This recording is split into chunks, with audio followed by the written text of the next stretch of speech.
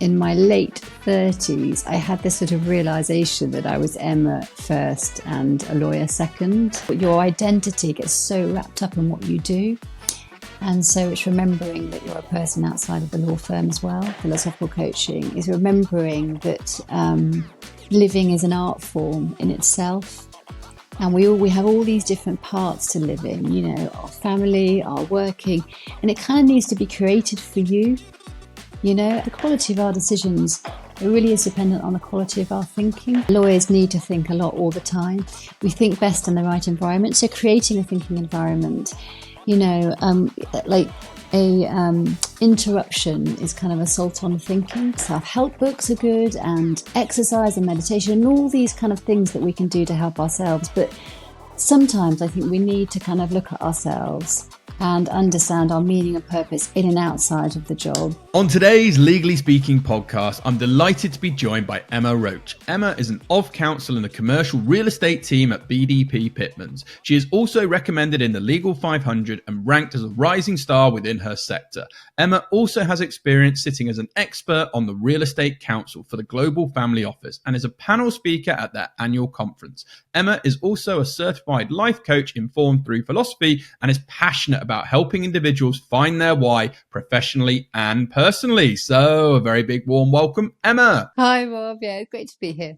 Oh, it's an absolute pleasure to have you on the show. And before we dive into all your amazing experiences to date, we do have a customary icebreaker question here on the Legally Speaking podcast, which is, on the scale of 1 to 10, 10 being very real, what would you rate the hit TV series Suits in terms of its reality of the law, if you've seen it?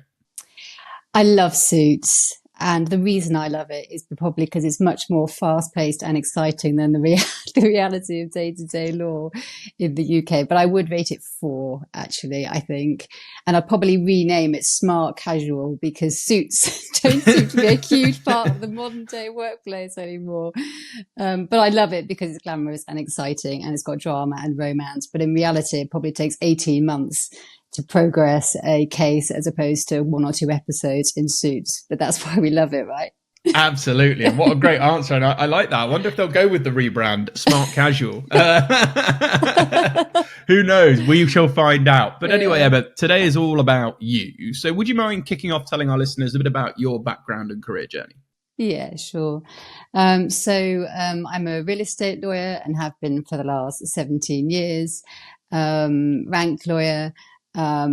Really enjoy being part of the real estate ecosystem and working with agents and other lawyers, and most importantly, I guess, with our clients and real estate clients, and being part of the kind of London infrastructure, I guess, ultimately, actually.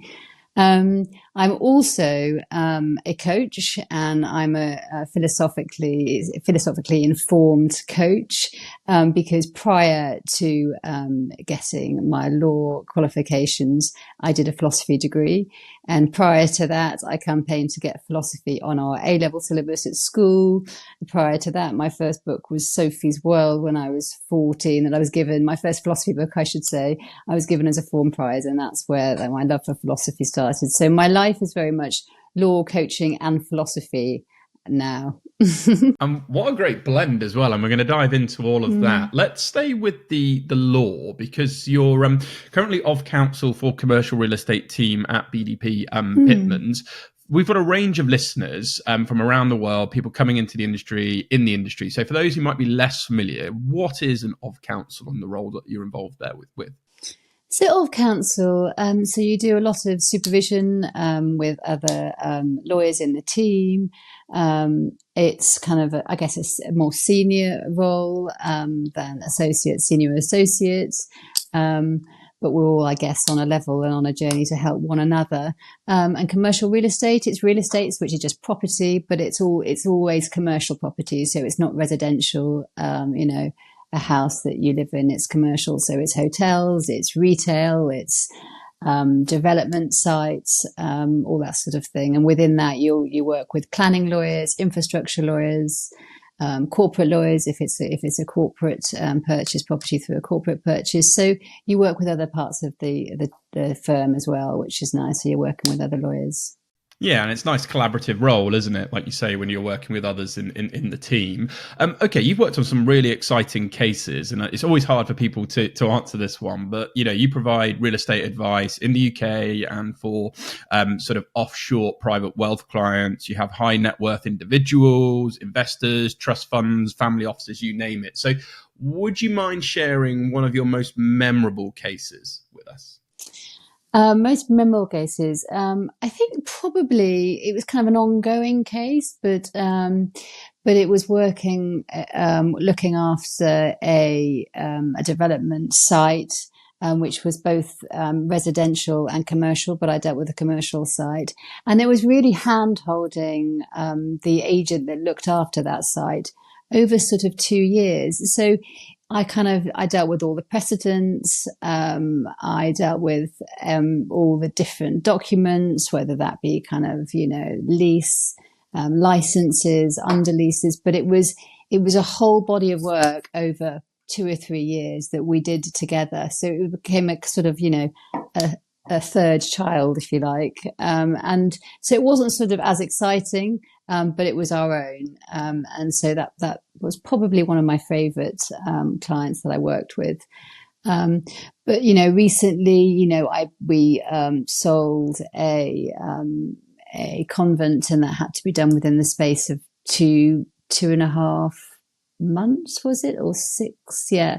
And that was fairly fast paced at a very sort of expensive purchase price, and that was quite exciting. And that was sort of in a nice part of London, and there was lots of different elements to that, so that was quite fun. Yeah, fast paced, but not Suits fast paced, right? Not within not within two episodes. Yeah. So Emma, you're also a certified life coach. So where did your interest in coaching informed through philosophy stem from, and why are you so passionate about helping individuals truly find their why? So I guess I need to backtrack a bit, really, but I think probably in my late 30s, I had this sort of realization that I was Emma first and a lawyer second. And previously, which sounds silly, doesn't it, really? But because I was a mother and a wife and a friend and a sister and all this sorts of thing. But actually, I thought, oh my gosh, I kind of feel slightly lost. And it wasn't any sort of depressive state as such. It was just feeling a bit lost and, uneasy, I guess. And I was trying to work out why that was. And I thought, I'm not really, entitled to feel like this. I've got, touch wood, healthy children, a great marriage, a great career. I'd spent 9 years renovating a thatched cottage. And I thought, why do I feel like this? And so I kind of went back to philosophy and picked up a book by Alan de Botton, Constellations of Philosophy, which I bought in 2000, just for me, just to kind of, because I knew it felt quite existential. And it really helped. And once I started reading that book, I picked up all the other philosophy books. And actually, philosophy isn't some sort of opaque, abstract discipline. It's actually really practical. And for the last 3,000 years, they've answered all these questions about how we can live well. And, so it's always a fulfillment purpose. It's always been on the agenda for philosophy. Since Socrates uttered the words, what's the meaning of life? And his answer was to know yourself. So I figured I just need to have this deep dive into who I was. And that's where the kind of the path to coaching started, because I was then talking to a school friend, who's a medical doctor. And she said, Emma, have you ever thought about coaching? I thought, no, I haven't thought about coaching. And she said, how about philosophy and coaching? I thought, oh my gosh, because philosophy is the foundation for a lot of psychology and psychiatry. It all stems from there. And then when I embarked on a coaching course, because I thought, whatever happens, I think a coaching course would be a brilliant thing to do anyway for me, and for my family, and getting to know myself and how to relate and connect with other people. And philosophy formed a huge part of the course. I then, of course, went on to do a separate philosophical coaching course as well. But it just stemmed from me feeling existentially sort of lost, really. I think I've used the analogy before, like a plane circling. So there's no sort of immediate danger, but just uneasy. And that's kind of how I found my way back. And thank you for being so refreshingly open, and also then sort of, not staying in that state and going to find a solution. And, you've been doing some tremendous work. So just building on that, you're, I believe, currently working with Dr. Laura David of the Smart About Health on some exciting projects. And they're based on, I believe, partner programs at city firms to help partners have a better understanding of how they examine who they are and ensure they're more resilient to the pressures of the day job. We know it's tough. So could you tell us a little bit more about what's in that work, please? Yeah, it's brilliant. I mean, so I'm working with Chaz and Hamlin and Sarah Bailey, who's a senior partner there. And it's all about, I think self-care is brilliant. And I think self-help books are good, and exercise and meditation and all these kind of things that we can do to help ourselves. But sometimes I think we need to kind of look at ourselves and understand our meaning and purpose in and outside of the job, and understand how important thinking is and moving all distractions. Because when we're overwhelmed and we're scared or we're stressed, we don't think properly. And so I think philosophical coaching gives a structure of how we can think and how we can kind of zoom out and how we can get perspective. And I think there's also an element of this, the Stoics came up with an analogy, the Stoic archer, whereby the archer takes the perfect shot, but because it's outside, it's kind of vulnerable to the elements. And so the archer takes the shot, but the gust of wind takes it. And the question is, how would you feel? And the answer is probably fine, because it was entirely out of your control. So you were the best possible archer.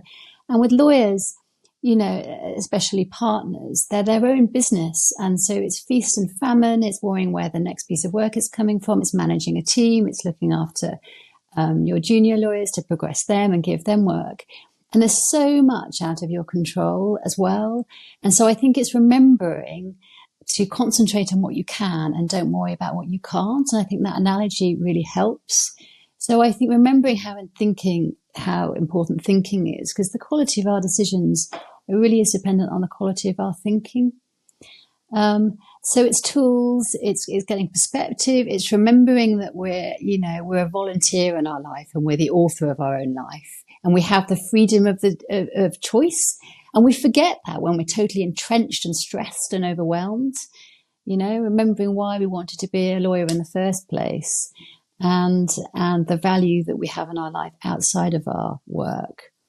So it's that sort of thing. I mean, I coached a lawyer who didn't know if she wanted to be a lawyer anymore, and she felt really lost. And once we understood that actually her purpose and meaning was entirely outside of her job as a lawyer, and she was, senior in-house counsel, she realized, actually, I do want to be a lawyer, and I'm much happier just having had the discussion, knowing that my purpose is outside of it. But I love the intellectual challenge of being a lawyer and my team, but just being open and having that conversation about who she was and her identity, not being entirely wrapped up in being a lawyer, helped her feel more anchored and resilient.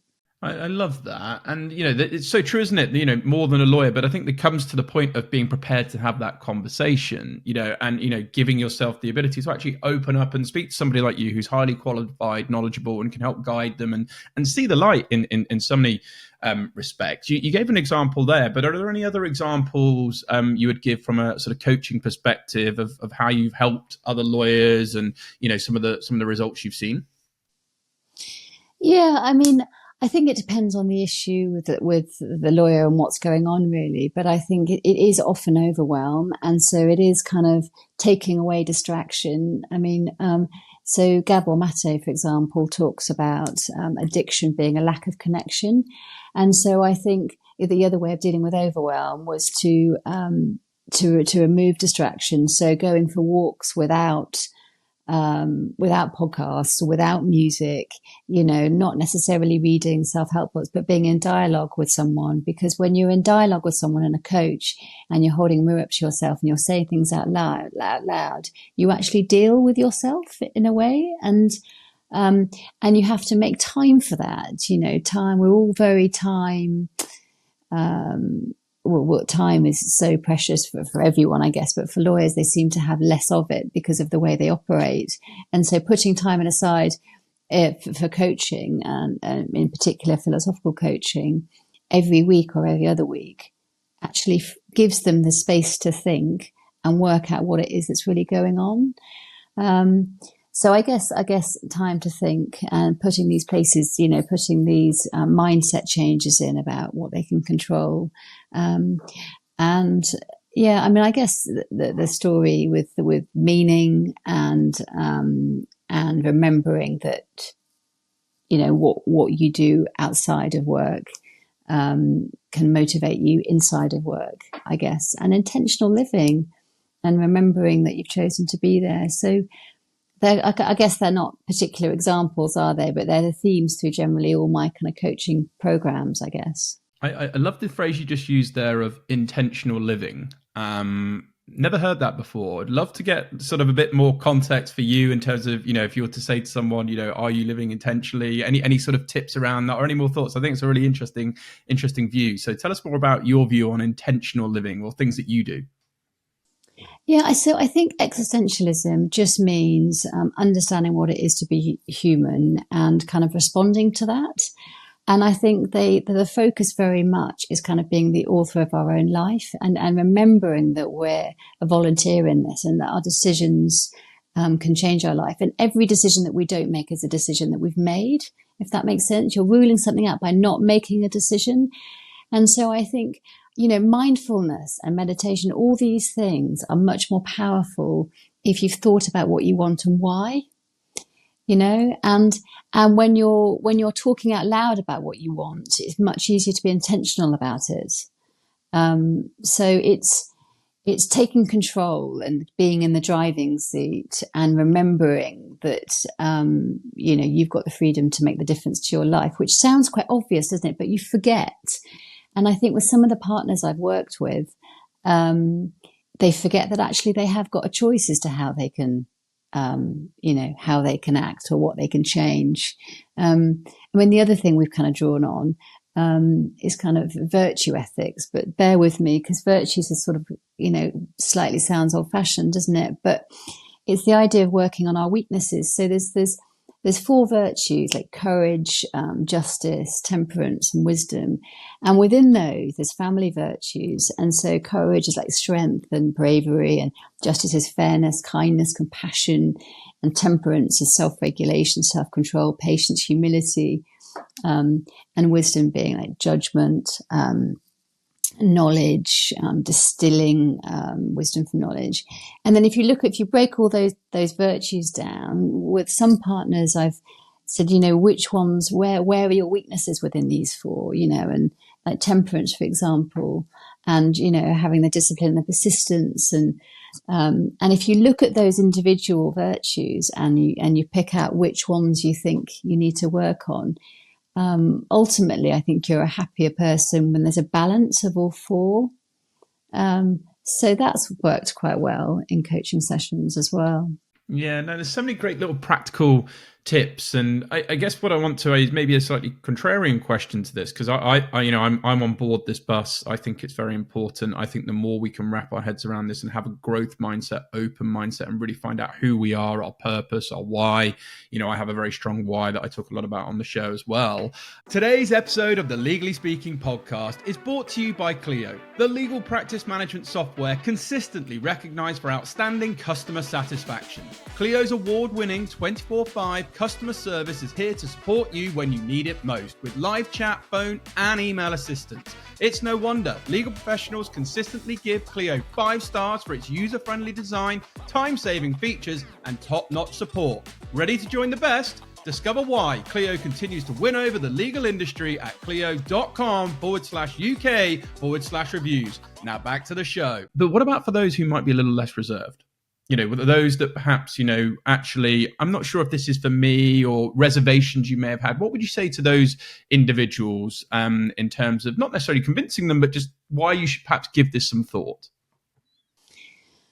I think our inner lives are quite medicalized now often or pathologized. And I think philosophy and thinking philosophically is just about understanding that we're human, and anxiety, for example, is just a human condition, and we need to lean into that sometimes and go, what's making us anxious? And some people are quite together and they've thought about this stuff, and they might not need to think about it because they know who they are and what they want, and they are living it intentionally, and they know that they prefer poached eggs to scrambled eggs, they know who they are. So it's not for everyone, but I think often life gets in the way of thinking and remembering what's important. And to do that, for me, to live a sort of a full human life, we need meaning, and we need purpose, and we need to know our why. And to do that, we need to understand ourselves. But so some people do know themselves. But if they don't, I think don't be fearful of stepping into it, because philosophy and coaching gives you a structure to think, and it can hold that structure, and it can question you in a way where things organically unveil themselves, rather than it being, opening Pandora's box, as it were. But it's just about being human, and it's not therapy in that sense. It's just dealing with what it is to be you, and, and your role in this world, and what's the central story you're telling yourself, and what part am I playing in this? Fundamental questions, I think. Yeah, and everyone has a story, don't they? And everybody has a why. And I think it's just getting that out of everyone and bringing that out of them. And obviously, it's the great work that you do in making that happen for people, which is fantastic. Okay, let's talk about a few top tips then. In terms of, can you share with our listeners? Maybe they are on the bus now. Maybe they are excited. Maybe they really understand what you've said and there's real value they think from this. So what could our maybe in terms of what's the top tips when they're thinking about investing in a coach specifically?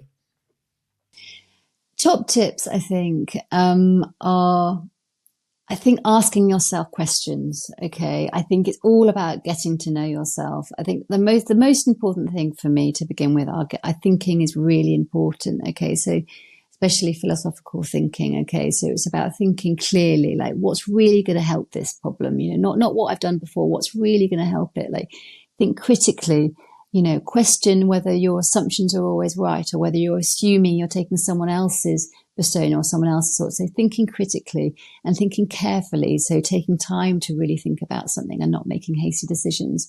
And I think in a coaching environment, you can have all of those things within an environment to help you think. Okay. I think it's coaching, in particular philosophical coaching, is remembering that living is an art form in itself, and we have all these different parts to living, our family, our working, and it kind of needs to be created for you, and I think when you think about life like that, coaching is really difficult to do on your own, because you need to be in dialogue with a coach. How many self-help books have we got that we've half read and we think we're helping ourselves, and it feels really good at the time. It feels like a really big hug and you feel really understood. But actually, practically, does that really do the job? But I think being in dialogue with someone and, and hearing yourself back and hearing yourself say what you're thinking actually moves your life forward and the way you think at a much faster pace. So I think be brave, and you have to be uncomfortable. You have to get out of this kind of comfort zone. But what's on the other side is a place where you'll feel anchored, you'll feel resilient, you'll feel less stressed, less angry, because you know who you are and you've been seen. And I guess when you've been seen, you start to see other people in a way that you haven't seen them before. And then you go to work feeling better because you know who you are and you've got an authenticity. So you're living aligned with who you are and what you value. I love that. I always say ABA, always be authentic. And like you say, the comfort zone's great, but nothing ever grows there. So, prepared to kind of get out of that. And, I say having a coach is a real asset. It's a strength. You look at any top performers in the sporting world. We were talking off air about the amount of sports and things you're involved in through the family. Coaches really can help you become a more rounded, more happier, greater person, and really kind of deliver on the why and your purpose. So I love this conversation, and I hope busy legal professionals just take a step back and actually absorb what we're discussing here, because there are so many tools that can help people. This is going to be a tricky question for you because you've studied philosophy and have a deep knowledge around it. But is there one piece of wisdom that stuck with you or stays with you very top of mind that you'd like to share with our listeners from all the studying and the coachings and things that you've had throughout today? Is there one thing that's really stuck with you? Oh gosh, Rob, there's so many, but I think that the one that helped me was Socrates, what's the meaning of life? It's to know yourself. But the other one is like a life unexamined isn't worth living, which sounds really like, oh my gosh, really? But it's true, isn't it? Like, we need to understand what we love and who we are to kind of get the most out of life, I think. So that's probably one for me. But I need the question to be from different areas of different philosophies, but I think Aristotle used one, where it was a tool for living, and it was about like zooming out to your deathbed and then coming back and realizing what it is that you don't want to regret. And so I think, I don't think I can pick one, Rob. But I love that one. That's very thought provoking. Thinking of that lens, aren't you? Looking forward to then look back and make sure you have no regrets. I like that. Okay, well, look, you're a lawyer. You do some really high quality legal work. You work across lots of different law firms, seen lots of law firms. There is, I think, maybe a little bit more that law firms could be doing, particularly in terms of supporting lawyers from a sort of mental health and coaching perspective. Are there any tips you would offer to law firms listening to this that maybe they might want to think about in terms of incorporating to help the overall well-being of their lawyers and indeed people within the firm? I think actively encourage a thinking environment. And I mean that by talking about how important it is to have time to think, because we think best, and lawyers need to think a lot all the time. We think best in the right environment. So creating a thinking environment, interruption is kind of assault on thinking. So I think partners reminding or telling, more junior lawyers that they respect how they think, and they'll listen to how they think. So I think creating this culture, which sounds simple, doesn't it? But actually, I think that's a bit of a game changer, really, because it's also it's respectful. And I think we'd get better results from lawyers if they were in an environment where they knew that their thinking was respected as much as anyone else's. So put them on sort of an equal plane, as it were. I think talking about lawyers, having conversations around your kind of identity outside of being a lawyer, because I think I'm married to a lawyer as well, and I think your identity gets so wrapped up in what you do, and so it's remembering that you're a person outside of the law firm as well, and that's the existential philosophical piece. And I think if you do work on that, again, you turn up to work feeling more grounded in who you are. And these are fundamental changes, but just talking about them as concepts, actually, I think helps people. So I think they'd kind of be top two for me. And they're really important, aren't they? Making people feel seen, heard, and valued, and giving them that sense of belonging, and that they can bring their full sense to work. And, like you say, you really craft a culture. From my own sort of legal recruiting perspective, you're going to have a far greater retention level because people are going to be really bought into the culture. They're going to like working there. They're going to want to rise within the firm rather than rise out and move away. And I think, like you say, if you can really crack these things, you're going to be super, super successful. This has been really thought-provoking, Emma, and I'm reflecting a lot on the conversation from what we've learned from you today, and that's why I was excited to have the conversation. Is there one particular takeaway from our conversation today that you would like to leave with our listeners? I think that life needs to be created and respected, and that to do that we have to understand what it is we want and who we are. I think go away and ask yourself some questions. Go and ask yourself, I joke, but actually, how do you like your eggs and why? If you think of someone that you most admire, either celebrity or not famous, someone in your close circle of friends, and why? If there was 3 things you wanted someone to say about you in a biography or in an obituary, which sounds depressing, doesn't it? But actually it's quite powerful. What would they be? So ask questions about who you are and what you want. I love that. And I love things in 3s. And I'm just thinking in my own head then what I would want for those 3s. This has been brilliant, Emma. Really, really enjoyed it. If our listeners, which I'm sure they will, want to follow you or learn more about your legal work or coaching, where can they find out more? Feel free to shout out any websites, any social media handles. We'll also include them in this episode for you too. Yeah, great. So I'm on LinkedIn, but also my website, emma-roche.com. You can find me there. Just reach out, DM me. I'm here. You are here indeed. Well, thank you so much once again, Emma. I've really enjoyed having you on the show. It's been an absolute pleasure. So from all of us on the Legally Speaking podcast, sponsored by Clio, wishing you lots of continued success with your career, coaching and future pursuits. But for now, over and out. Thank you for listening to this week's episode. If you like the content here, why not check out our world-leading content and collaboration hub, the Legally Speaking Club, over on Discord. Go to our website, www.legallyspeakingpodcast.com, for the link to join our community there. Over and out.